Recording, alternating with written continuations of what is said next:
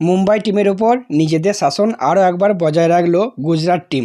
গুজরাটের ঘরের মাঠে আরও একবার আনবিটেন রইল মুম্বাইয়ের কাছে এবং মুম্বাইকে 36 রানে হারালো গুজরাট। হয়তো আজকে গুজরাট ম্যাচ জিতেছে, বাট গুজরাট টিম নিয়ে কয়েকটা প্রশ্ন থেকেই যাচ্ছে। পাশাপাশি মুম্বাই টিম তো হেরেছে, মুম্বাই টিম নিয়ে প্রশ্ন তো থাকছি। তো সেই ব্যাপারে এই ভিডিওতে আলোচনা হবে।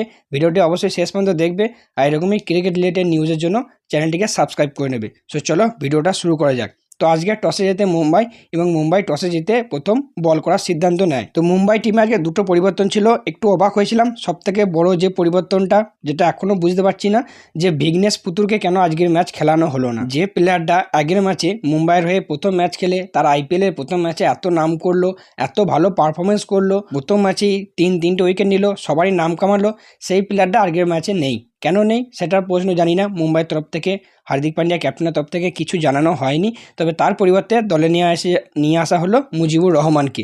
হ্যাঁ, মানছি সে একটা ইন্টারন্যাশনাল প্লেয়ার, তার এক্সপিরিয়েন্স আছে, বাট একটা প্লেয়ার যখন ভালো করছে, একটা ম্যাচ খেলে যখন ভালো করেছে, অবশ্যই তাকে আরও সুযোগ দেওয়া দরকার। তো আজকের ম্যাচের প্রথম ভুল মুম্বাইয়ের, আমার তো মনে হলো এটাই। বাকি হার্দিক আজকে খেলছিল, মুজিব খেলছিল এবং তার পরিবর্তে উইল জ্যাক্স বাইরে গেছে এবং ভিঘ্নেশ পুতুর বাইরে গেছে। বাকি আজকে গুজরাটের যদি ব্যাটিংয়ের কথা বলি, গুজরাট টিম টপ 3জন ব্যাটসম্যানের উপরই ভরসা। আজকেও সেই 3জন ব্যাটসম্যানই রান পেয়েছে।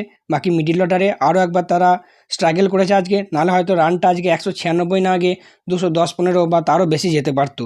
যা রান পেয়েছে, মিডিল অর্ডারে কিচ্ছু রান পায়নি, শুধু টপ অর্ডারে 3জন, সাই সুদর্শন 41 বলে 63, জস বাটলার 24 বলে 39 এবং ক্যাপ্টেন শুভমান গিল 27 বলে 38। এই 3জনের দৌলতি, এই 3জনেরই মেনলি রানটা করেছে। বাকি সবাই মিডিল অর্ডারে একটু অল্প অল্প করে কন্ট্রিবিউট করেছে। স্পেশালি যদি সাই সুদর্শনের কথা বলি, আজকেও ভালো পারফরমেন্স।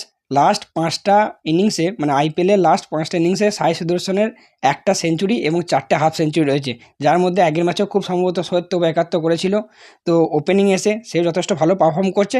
তবে আমার মতে বলে যে তার ফিনিশটা আজকে আরেকটু ভালো হওয়ার দরকার ছিল।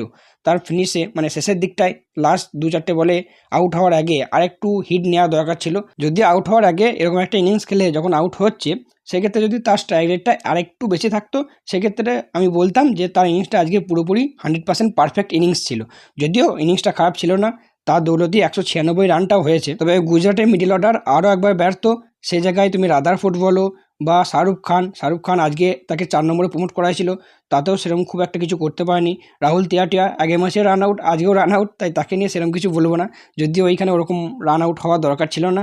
তো যাই হোক, এই যে মিডিল অর্ডারটা গুজরাটের, সেটা গুজরাট টিমকে কিন্তু এই মিডিল অর্ডারের উপর কাজ করতে হবে, নাহলে ভবিষ্যতে কিন্তু সমস্যায় পড়তে পারি। বাকি যদি আজকে মুম্বাই বোলিংয়ের কথা বলি, প্রথমত যার কথা না বলি নয়, সেটি হলো হার্দিক পান্ডিয়া আজকে ম্যাচ খেলেছে এবং হার্দিক পান্ডিয়া আজকে ম্যাচের আসল উইকেটগুলো নিয়েছে। যখন উইকেট পড়ছিল না, প্রথম দিকে ভালো পার্টনারশিপ হচ্ছিল, হার্দিক পান্ডিয়া এসেই প্রথম ব্রেক থ্রুটা দেয়। এক ক্যাপ্টেন বল করতে এসে আরেক ক্যাপ্টেন উইকেট নেয় এবং একটা ভালো স্ট্যাট দেখছিলাম, যেখানে হার্দিক পান্ডিয়া ভার্সেস গিলকে নিয়ে, যে 5টা ইনিংসে 18টা বল খেলেছে গিল হার্দিক পান্ডিয়ার, এবং সেই জায়গায় মাত্র 11 রান করেছে এবং 4বার আউট হয়েছে হার্দিকের বলে। হার্দিক আজকে খুবই ভালো স্পেল করেছে, 4 ওভার বল করে 28 রান দিয়েছে এবং 2টো মূল্যবান উইকেট নিয়েছে। অন্যদিকে যদি সত্যনারায়ণ রাজুর কথা বলি, তো তার বোলিংটা একদমই ভালো হয়নি। আশা করছি পরের ম্যাচে তাকে চেঞ্জ করলেও করাতে পারে। 3 ওভার বল করে 40 রান দিয়েছে, যদিও শেষ ওভারে এসে একটা উইকেট নিয়েছে, বাট সবথেকে তার বোলিংয়ের মধ্যে যে পয়েন্টটা লক্ষ্য করার, প্রচুর ওয়াইড বল করেছে। হ্যাঁ, এবার একটা নতুন প্লেয়ার, নতুন আইপিএল খেলছে, আইপিএলে তার দ্বিতীয় ম্যাচ খেলছে, একটু প্রেশার তো থাকবেই। স্পেশালি তাকে আবার শেষ ওভার বল করানো হয়েছে, তো একটু প্রেশার তো থাকবেই। এবার দেখার বিষয়। স্যান্টনার, সেও 3 ওভার বল করেছে, 25 রান দিয়েছে, যদিও উইকেট পায়নি, বাট ঠিক করেছে। তবে যদি মুজিবুর রহমান, আই থিঙ্ক পরবর্তী ম্যাচে মুজিবুর রহমান খেলবে না। 2 ওভার বল করে 28 রান দিয়েছে, যদিও একটা উইকেট পেয়েছে, বাট প্রচুর এক্সপেন্সিভ বল করেছে।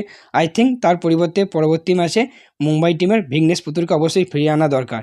এবং পাশাপাশি যদি বোল্ট বা চাহারের কথা বলি, তারাও কিন্তু খুব ভালো বল করেছে। তো ওভারঅল গুজরাটের মিডল অর্ডারের ব্যাটিংয়ে একটু অবশ্যই ইমপ্রুভ করা দরকার, সেই জায়গাটায় কাজ করা দরকার। অন্যদিকে যদি মুম্বাইয়ের কথা বলি, মুম্বাই বোলিংয়ে স্টার্টিং তো ভালো রয়েছে, ট্রেন্ট বোল্ট এবং দীপক চাহার ভালো স্টার্ট করছে, বা ডেথ ওভারে তারা একটু সমস্যায় পড়ছে। ডেথ ওভার স্পেশালিস্ট সেরকম কেউ নেই যতদিন না বুমরা আসছে, তো সেই জায়গাটায় মুম্বাই টিমকে কিন্তু ইমপ্রুভ করতে হবে। এবং এবার কথা বলবো মুম্বাইয়ের ব্যাটিং এবং গুজরাটের বোলিং নিয়ে। তো মুম্বাই আজকে ব্যাট করতে এসে 160 রান করে 6 উইকেটের বিনিময়ে এবং 36 রানে প্রথমত গুজরাট সেই ম্যাচটা জিতে যায়। এবং মুম্বাইয়ের ব্যাটিংয়ে যদি প্রথমেই কথা বলি, রোহিত শর্মা আজকেও একবার ব্যর্থ রান করতে। সিরাজকে প্রথমে 2টো 4 মারলো এবং তারপরে বলি বোল্ড হয়ে যায়। পাশাপাশি রিকেলটনও আজকে আজকে খুব একটা কিছু করতে পারেনি। এমনকি হার্দিক পান্ডিয়া শেষে এটাও বলেছে যে আমাদের ওপেনিংটাকে একটু স্ট্রং করতে হবে বা ওপেনিং পেয়ারকে একটু দায়িত্ব নিতে হবে। সে কিন্তু শেষে ইন্টারভিউতে বলেছে। তো মিডিল অর্ডারে একটু রান গেছে, মিডিল অর্ডারটা ঠিকঠাক গেছে। তিলক ভর্মা যেখানে রান করেছে 36 বলে 39, যদিও আমি বলবো টি-20তে যেখানে 196-97 রান চেস করছো, এটা কোনো রানই নয়। হয়তো এটাও একটা ম্যাচ হেরে যাওয়ার কারণ হতে পারে এই রানটা। তো তিলককে আজকে একটু কম ছন্দে লাগছিল। প্রথম দিকে ভালো হিটিং করছিল, 200 স্ট্রাইক রেটে ব্যাট করছিল, বা যত সময় গেল তত কিন্তু তার ব্যাটে বল ঠিক ছিল না খুব একটা ভালোভাবে বল ঠিক ছিল না। তো পরের ম্যাচে তিলকের দিকে নজর থাকবে। পাশাপাশি যদি সূর্যকুমার যাদবের কথা বলি, সূর্যকুমার যাদব আজকে একটা ভালো ইনিংস খেলেছে, 28 বলে 48 রান করেছে। তার মাঝে হেলমেটে বল লেগেছিল, নাহলে হয়তো আরও কিছু রান করতে পারতো বা ম্যাচটা শেষের দিকে নিয়ে যেতে পারতো। তবে মুম্বাইয়েরও মিডল অর্ডারে সেম সমস্যা, ঠিক গুজরাটের মতো। ওপেনিংটা বা টপ অর্ডারটা ঠিক আছে, বাট মিডিল অর্ডারও যে খারাপ আছে তা নয়, বাট মিডিল অর্ডারে কিন্তু প্লেয়ারদের কোনো ফর্ম নেই। যদি হার্দিকের কথা বলো, হার্দিক আজকে রান করতে ব্যর্থ হয়েছে। ইম্প্যাক্ট প্লেয়ার রবিন মিন্স, যাকে একজন ভালো হিটার হিসেবে মানা হয়, যাকে নামানো হয়েছিল, সে আগের ম্যাচেও রান পায়নি, আজকেও রান পায়নি, এবং খুব একটা যে ছন্দে লাগছিল সেটাও নয়। পাশাপাশি নমন ধীর, সেও আজকে রান পেতে ব্যর্থ হয়েছে। স্যান্টনার, সেও রান পায়নি। তো মুম্বাই টিমকেও ওভারঅল কিন্তু তাদের মিডিল অর্ডারটা বা লোয়ার মিডিল অর্ডারটা কিন্তু কাজ করতে হবে, নাহলে মুম্বাই টিমও এবারে কোয়ালিফাই করতে কিন্তু সমস্যা হবে। এবং গুজরাটের বলিংয়ের কথা যদি বলি, গুজরাট আজকে খুবই ভালো বল করেছে। যেখানে তারা প্রথমে 196 রান করেছিল, সেখানে মুম্বাইকে 160 রানে তাদেরকে 160 রানের বেশি করতে দেয়নি। তাও আবার একটা ডিউ ফ্যাক্টর ছিল। স্পেশালি দুজন প্লেয়ারের কথা না বলেই নয়, সেটা হলো প্রসিদ্ধ কৃষ্ণা এবং মোহাম্মদ সিরাজ। মোহাম্মদ সিরাজ প্রথমেই তার প্রথম ওভার এবং তার দ্বিতীয় ওভারে দুটো বোল্ড, 4 ওভার বল করে 34 রান 2 উইকেট, তার মধ্যে রোহিত শর্মার বোল্ড আর রিকেলটনের বোল্ড। সেইখানেই হয়তো গুজরাট ম্যাচটা অনেকটা তাদের পকেটে করে নিয়েছে। পাশাপাশি প্রসিদ্ধ কৃষ্ণা, সেও আগের দিনের প্রথম ম্যাচে খুব মার খেয়েছে, বাট আজকে সুন্দর কামব্যাক করেছে। 4 ওভারে মাত্র 18 রান দিয়েছে এবং দুটো মূল্যবান উইকেট নিয়েছে। তো প্রসিদ্ধ কৃষ্ণা এবং মোহাম্মদ সিরাজ দুজনেই ভালো কামব্যাক করেছে। পাশাপাশি রাবাডা একটা উইকেট নিয়েছে এবং সাই কিশোর একটা উইকেট নিয়েছে। তো ওভারঅল গুজরাটের বোলিং ঠিকঠাক ছিল। ঈশান্ত শর্মা 2 বার বল করেছে, বাট ঈশান্ত শর্মা আজকে উইকেট পায়নি, বাট ঠিক আছে। বাকি এই ছিল আজকের এই ম্যাচের রিভিউ। তোমাদের এই ম্যাচটা কেমন লেগেছে, কোন কোন পয়েন্ট তোমাদের চোখে পড়েছে, অবশ্যই কমেন্ট করে জানিও।